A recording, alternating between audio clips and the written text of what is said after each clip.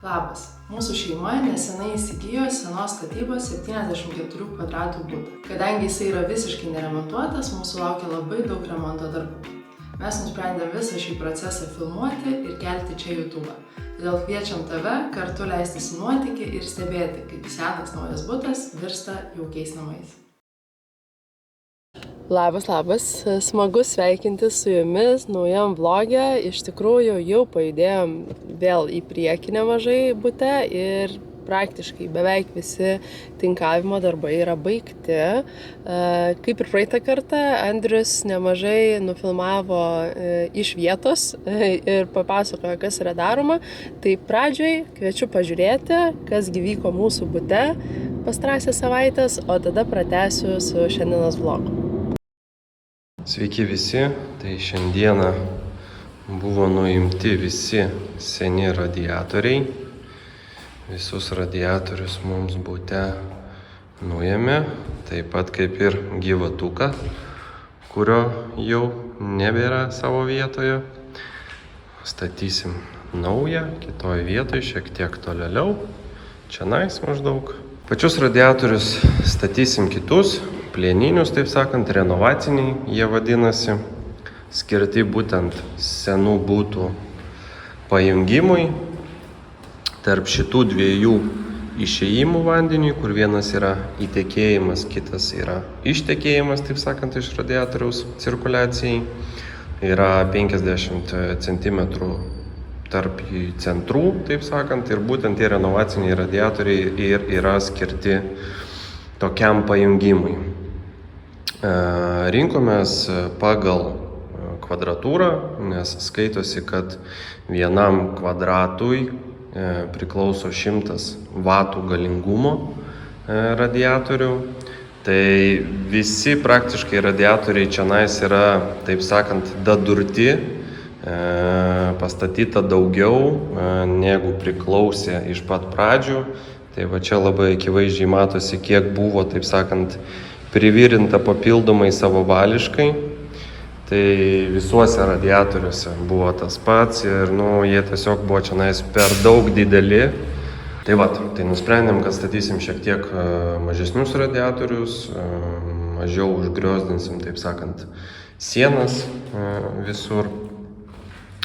Tik tais, aišku, svetainiai statysim tokį patį, koks ir dabar yra 1,60 m, kadangi yra sujungtos erdvės su virtuvė ir koridorius įeina vėlgi į tai. Tai tiesiog buvo rekomendacija, kad ir pagal tos pačius kvadratus pasistatyti tokio pat ilgio radiatorius.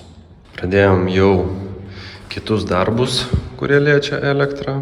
Tai pjaunam skylės būsimom rozetėm ir štrobuojam sienas, kad įdėti tuos visus laidus, paslėpti juos gražiai ir užglaistyti. Tai visuose kambariuose praktiškai beveik jau yra išpjautos rozetės tiek, kiek jų reikia, tik dar nedaštrubuota iki galo. Tai šiandieną pabaigsim jau visus tuos darbus, kurie susiję su rozetėm ir štrobavimu sienų ir galėsim jau tada judėti prie sienų paruošimo lyginimui. Sveiki visi, šioks toks atnaujinimas po keletos dienų. Kas jau įvyko, tai ruošiamos sienos tinkavimui. Jau išstatyti yra majakai, kur reikia yra nutepta beton kontaktų. Tai šitas kambarys jau beveik visas paruoštas. Tai šitie taip vadinami majakai kryptiniai, tai skirti tam, kad išstatyti vieną plokštumą ir būtų lengviau padaryti sienas lygias ir nereikėtų taip žaisti su tepimu, o viskas remiasi į tuos majakus, taip sakant, ir su specialiu tokiu trapecinė liniuotė, taip sakant, su tokia yra tempiama. Tarp šitų dviejų įsistato ir tada tempiasi tas jau visas tinkas. Tai vat visas sienas taip ir darysim. Visuose kambariuose bus taip pat, šitas kambarys dar neparuoštas.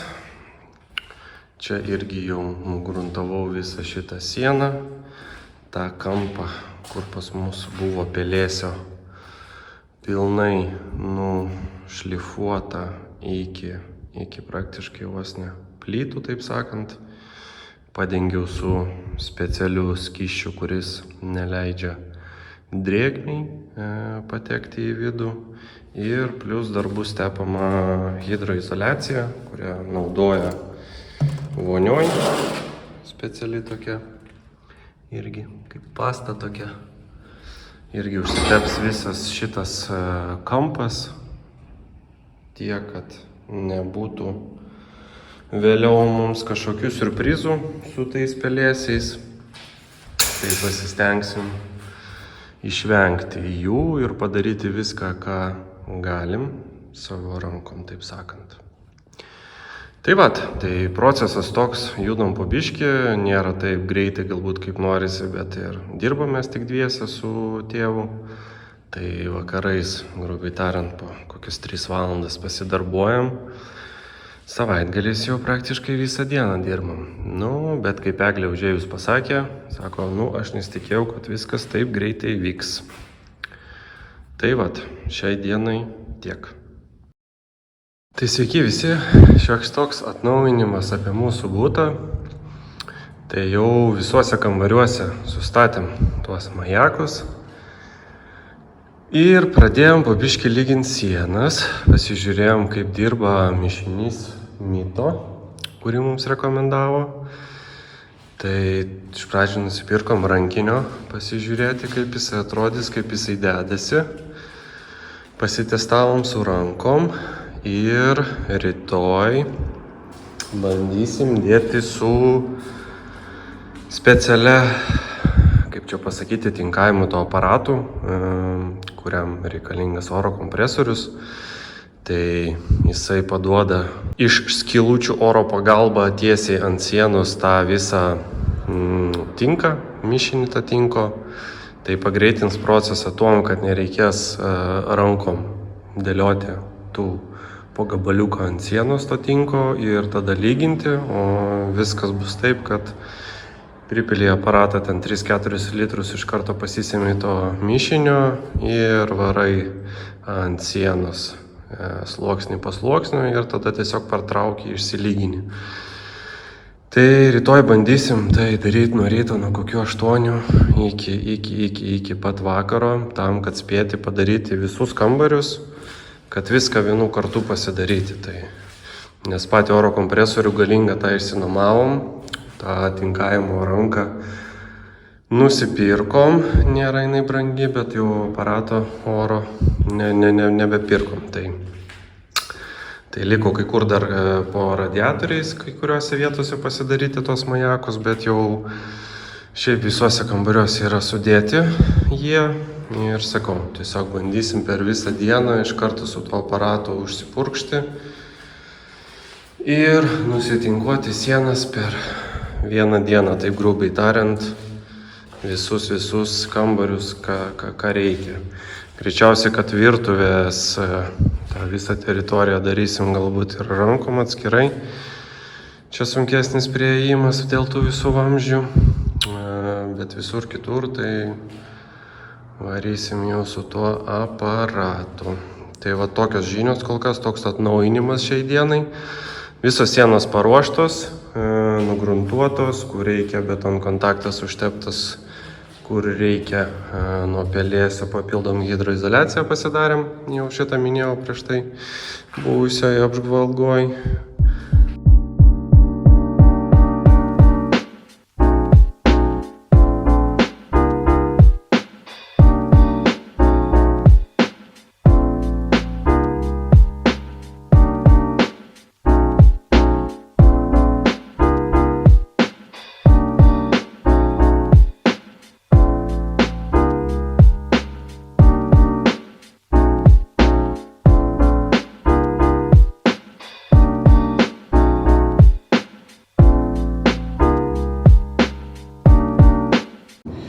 Tai po paskutinio Andriaus video praktiškai buvo užbaigti tinkavimo darbai. Vlogo gale jums parodysiu, kaip jau atrodo mūsų butas.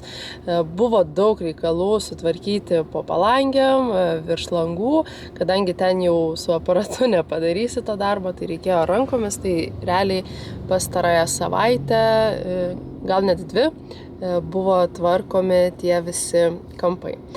Tai šiandien Andrius nusprendė pailsėti nuo remonto darbų, yra šeštadienis, tai naudodamasi tą progą, kad visi esam laisvi, važiuojam išsirinkti grindų. Iš tikrųjų jau grindis kaip ir esam nusižiūrėję ir nusprendę kokių norim, tai norim jau galutinai išsirinkti spalvą ir užsisakyti pas gamintoją, nes dažniausiai reikia kelias savaitės palaukti, kol atkeliauja grindis, tai kad tiesiog vėliau nestotų darbai, norim anksčiau laiko išsirinkti ir per tą laiką kitus darbus daryti.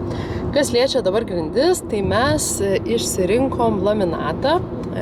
Papasakosiu, kodėl mūsų toks yra sprendimas. Kas liečia parketą, tikrai labai gražu, bet vienas iš argumentų, kodėl jo nesirinkom, tai yra per brangu. Taip pat yra tikrai sudėtinga jį gerai, gražiai, tinkamai, kokybiškai sudėti. Ir turim vaiką, taip pat šunį ir labai nenorim to jaudinimasi dėl grindų, kad susibraižys, kad reikės perlakuoti, kad susigadins, vanduo išsipils ir panašiai. Tai iš karto parketo klausimą atmetam. Kas liečia vinilą, tai kaip ir irgi galėtų būti variantas, ypatingai su vaiku, kadangi labai atsparu. Bet pirmas dalykas, tai mums nelabai patinka pačio vinilo jausmas, kai vaikštai juo, ir kitas dalykas, jam reikia idealiai lygių grindų. Taip, mes betonavomės grindis, bet kad pasikloti vinilą, realiai reiktų dar dėti papildomą išlyginamą sluoksnį ir tik tada galima kloti vinilą. Ir pas mus plotas yra apie 70 kvadratų, beveik visuose namuose apart vonios bus vienas ir tos pačios grindys, tai irgi kaip ir atmetam tą. Ir kas liečia dabar laminatą, tai išsirinkom laminatą aukštos atsparumo klasės ir kuris yra atsparus visiškai vandeniui. Lygiai tokį patį laminatą maždaug prieš 6 metus mano tėvai susiklojo savo bute Quickstep firmos ir tikrai labai yra patenkinti kokybę. Jis yra išklotas per visus namus ir pažiūrėjom dar dabar prieš renkantis, kaip atrodo, kokia jo būklė yra labiausiai pereinamosiose vietose, tai pavyzdžiui virtuvėje ar koridoriui.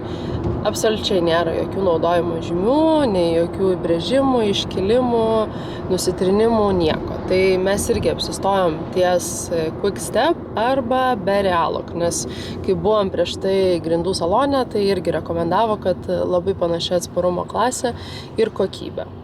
Kas liečia patį laminato vaizdą, tai greičiausiai rinksimės paprastas klasikinės lentas ir norim natūralios medienos vaizdo, tai bus arba balintas ąžuolas, arba ąžuolo spalva.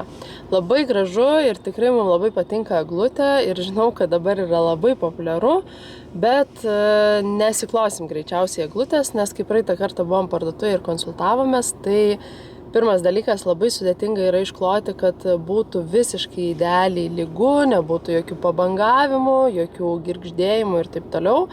Mes norim savo bute per visus kambarius dėti tolygiai grindis, kad nebūtų jokių slenkstukų, o pagal gamintojo rekomendacijas ten yra tik tai ribojamas kvadratų skaičius, kur galima vientisai kloti, o visur kitur turi būti sujungimai, kad lygiai idealiai būtų išklotos eglutės grindys, būtent laminato. Tai dėl to atmetėm ir tiesiog apsistojom prie tradicinių lentų. Tai keliaujam dabar į kelis grindų salonus ir labai tikiuosi, kad jau išsirinksim galutinai grindis ir galėsiu jums parodyti, ką išsirinkom.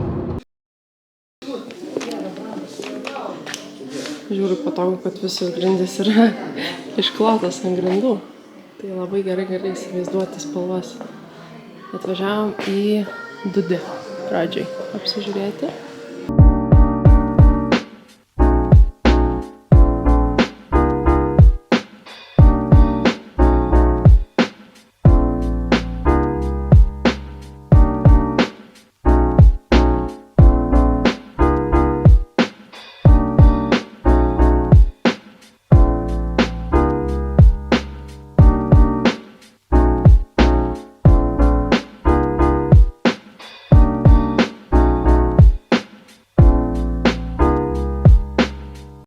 Tai vis dėlto, Jogaila, mes išsirinkom grindis, ar ne? Neišsirinkom. Važiuojam namo. Vežamės pavyzdžius namo ir rinksimės per savaitgalį. Na tai važiuojam namo be galutinio sprendimo, dar vis neišsirinkę grindų, bet vežamės 3 pavyzdžius namo. Sakėm, kad jau viskas, nebesiblaškysim, šitus 3 pavyzdžius atsivešim į butą, pažiūrėsim, kaip atrodo prie mūsų apšvietimo ir galutinai išsirinksim. Tai tą darysim rytoj, nes šiandien norim, kad visiškai pamiršti viską, ką rinkomės, ir rytoj šviežiom akim, šviežia galva priimti galutinį sprendimą. Tai rytoj keliausim kartu į butą, parodysiu, kaip ten jau atrodo beveik visos ištinkuotos sienos ir kokias grindis išsirinksim galiausiai. Labas. Kita diena, susiruošėm į butą, pasiimsim pavyzdukus, kuriuos vakar iš parduotuvės išsirinkom ir pasižiūrėsim, kuriosgi vis dėlto grindys bus pas mus namuose. Ir taip pat parodysiu, kaipgi jau ten atrodo didžioji dalis ištinkuotų sienų. Tai keliaujam ir susitiksim bute.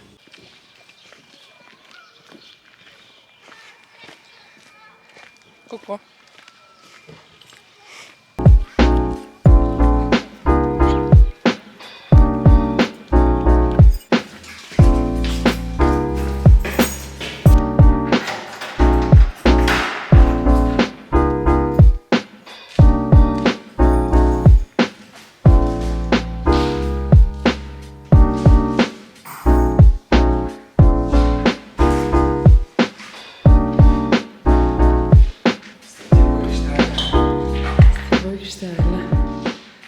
Viską apeit. Didžioji dalis padaryta. Liko čia viršuje virtuvė, jau išstatyti majakai. Dar tik nepradėta tinkuot. Nu, virtuvė reikia dar tavams, tai panaikinti durį, perkelti skaitliuką aukščiau, ir tada galima bus ramiai tinkuot. Nu va. O vane, tinkuosis? Vane, čia pasislėps po gipsu. Ai. Visas šitas jisai slėpsis po gipsu, tai kaip ir nėra prasmės čia tinkuotas. Daužysim tos visus, kad nieks čia nekristų. Bet daryti nereikia, čia viskas pasislėps. Supratau. Nu, čia ištinkuota jau. Tai čia jau yra padengta net antrų sluoksnių čia. Tinkas yra paprastas vis apačioje. Aha. Čia yra papildoma glaistas, turbūt, masėta, bet čia ne finišas. Čia yra tik tam, kad išlygintų tinko visas duobeles, viską. Tada šitas jau šlifuosis dar papildomai. Ir jau dengsis to glaistų, kuris jau finišas, dažymai. Tai jį reikės dar nušlifuotą finišą ir jau galima bus dažyti. Tai jau su šitą sieną padaryta daugiausiai iš visų esančių? Nu ne, tai vat ir šita taip pat paruošta. Visos tos, kur tokios šviesiai pilkos. Supratau. Tai jos jau yra padengtos antrų sluoksnių, kurį reikia šiek tiek pašlifuoti ir paliksim jį iki tol, kol pertvaras nesustatysim. Nes jau tą finišinį glaistą dėsim tam, tada kai visas pertvaras bus, kad nereikėtų papildomai nuomotis aparato 2 kartus, to, kuris šlifuoja su siurbliu kartu.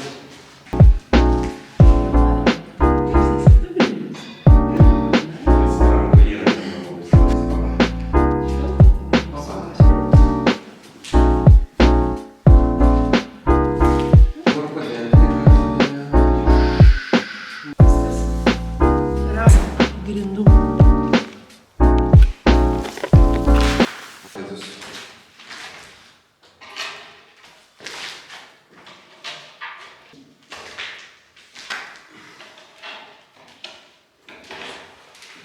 Kaip iš karto visai kitoks vaizdas. Taip. Parodysiu ir jums, ką turim. Tokie variantai. Aš vis dėlto balsuočiau už tas ryškiausias. Už tamses? Ja. Ką tu manai? Aš linkstu ir ties šito varianto, jisai toks gal neutralesnis. Aha. Tas atkrenta. Tikrai tas trečiasis. Jo, jisai kažkoks toks labai jau nei rudas, nei pilkas, toks kažkoks labiau kapučinos spalvos, gal tai kažkaip nelabai. Aišku, pažiūrėsim dar, kaip atrodo, žinai, šešėliai tamsiai. Jo, gal reikia nusifotkinti su telefonu dar, kad namo grįžę Aha, jau vėl irgi savo nuomonę sakai. Taip, teisingai jau vėl savo nuomonę irgi turi sakyti. Saulėtoje aplinkoje kaip ir jau išsirinkom. Aiškus buvo lyderis. Dabar nešam čia į šešėlį dar pasižiūrėti. Į bardakę statybinę. Ir pasikeitė kamerą, nes ir sikrovė kamerą, tai filmuoju su telefonu. Aha, va čia visai kitaip, bet vis tiek vienareikšmiškai. Labas, tai sveikinuosi su jumis iš namų aplinkos. Kiekvieną kartą, kai bandau filmuoti vlogus, vis tikiuosi, kad pavyks man viską, ką aš ten prisigalvoju nufilmuoti, padaryti ir taip toliau. Bet gyvenimas yra gyvenimas, ypač su mažu vaiku. Tai vakar Jogaila pasidarė labai neramus, prie viso to dar ir kamera išsikrovė, tai tiesiog nesuspėjau nufilmuoti mūsų galutinio pasirinkimo ir kągi mes nusprendėm. Tai nusinešėm dar į kitą butą vietą, kaip ir sakiau, į būsimą svetainę, kur nėra tų tiesioginės saulės spindulių, yra rytinė pusė, bet kaip išsidėliojom visas 3 grindis, iš tikrųjų iš karto vėl pasimatė tos, kurios mums labiausiai patinka. Tai turiu jas čia pasidėjus ir išsirinkom šitas tamsiausias iš visų 3. Iš tikrųjų, tiesą sakant, kai matėm tas visas 3 grindis, vis tiek mums krypo žvilgsnis link šviesesnių grindų. Bet dabar turim čia labai šviesias grindis, pas mūsų abiejų tėvus šviesios grindis namuose. Ir mes kažkaip nusprendėm, kad tokio efekto mes jau nenorim namuose, o norim tokio natūralaus medžio efekto. Tai šitas grindis labiausiai atitiko mūsų tą įsivaizdavimą. Taip pat kažkaip nežinau, ar čia nuo šviesos priklauso, ar nuo rašto, jos tikrai labai mums priminė natūralią medieną, gal netgi ir sakyčiau parketą. Tai va, tai renkamės Quick Step Impressive grindis. Jos yra Impressive Ultra ir Impressive. Realiai atsparumas yra tas pats, yra atsparios vandeniui, tik skiriasi jų storis. Vienos yra 12 mm, kitos yra 8 mm. Na ir žinoma, kaina skiriasi.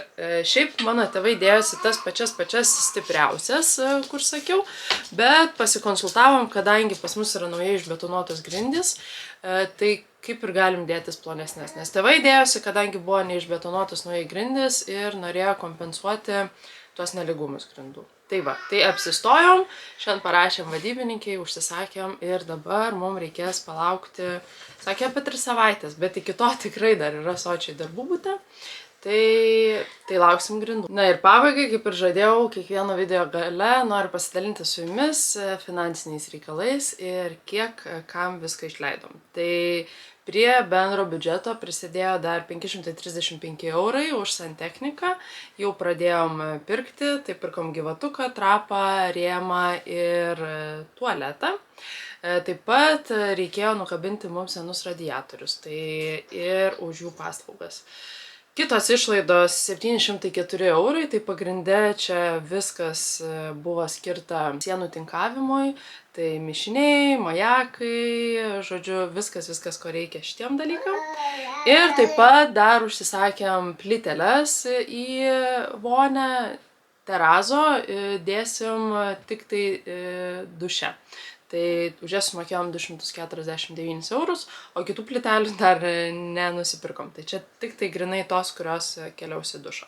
Tai viso šiai dienai esam išleidę 5532 eurus. Tai tiek iš manęs, čia užbaigiu vlogą, tikiuosi, kad vėl greitai pasimatysim su kitu buto remonto etapu. Jeigu patiko šitas video, kaip visada prašau palaikinkit, pakomentuokit, tada žinosiu, kad jums aktualu ir patinka mano kuriamas turinys. O dabar atsisveikinu ir iki kitų kartų.